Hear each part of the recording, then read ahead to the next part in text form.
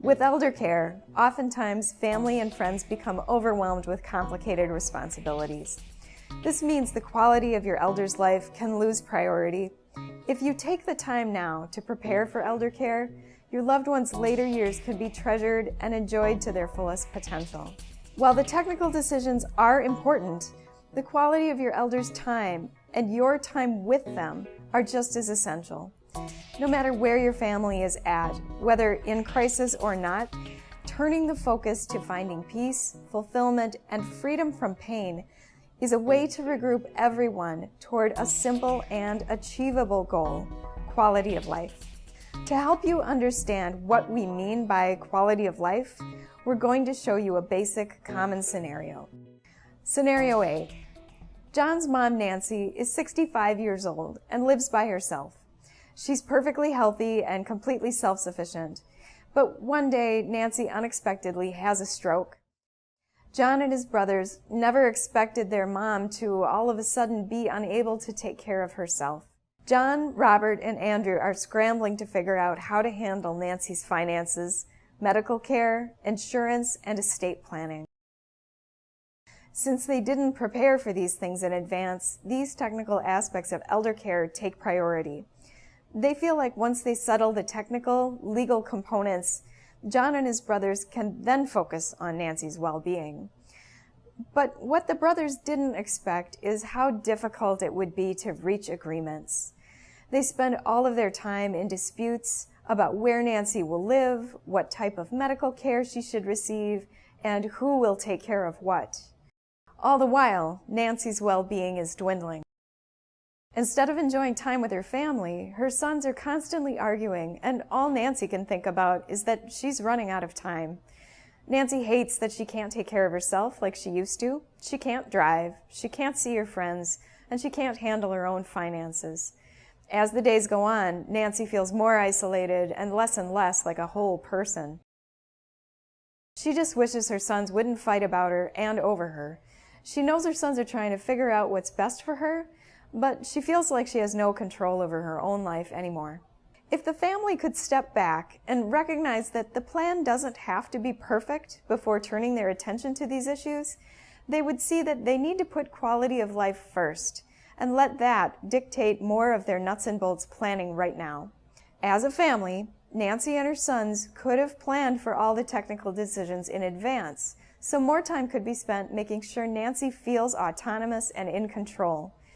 Here's what could happen if the family took the time to discuss and plan for Nancy's elder care in advance. Scenario B. When Nancy reached 60 years old, she and her son sat down and openly discussed what plans of action they would take if Nancy were unable to care for herself. Most importantly, Nancy was able to provide her point of view and convey what she valued and wanted most. The brothers and Nancy compromised and reached agreement on how to handle all the technical and legal aspects of her elder care.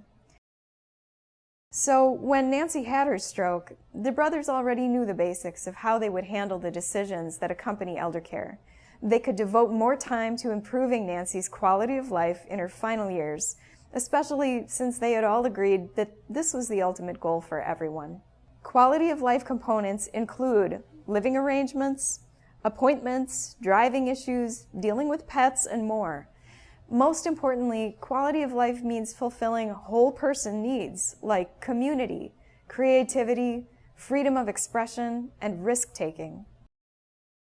For example, after Nancy had her stroke, the family decided Nancy would continue to live in her own home with a caretaker periodically visiting.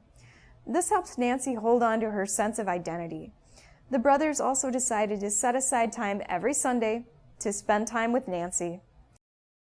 During this time, the brothers set aside their disagreements and try to be at their best as a group for Nancy.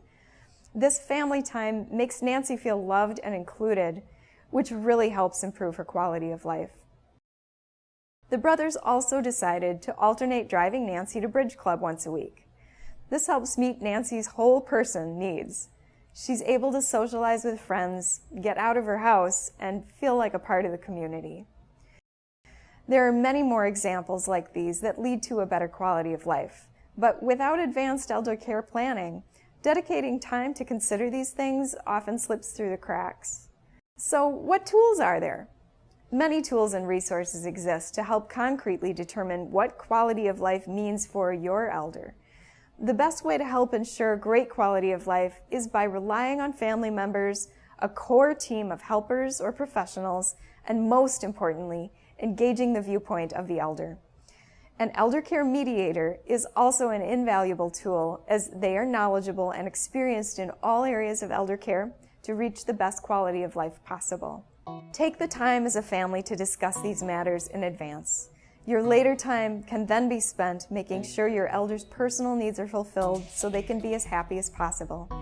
If you are struggling in a crisis, know that help is available, and with patience, teamwork, and sound advice, you can regroup and make the best of many difficult situations.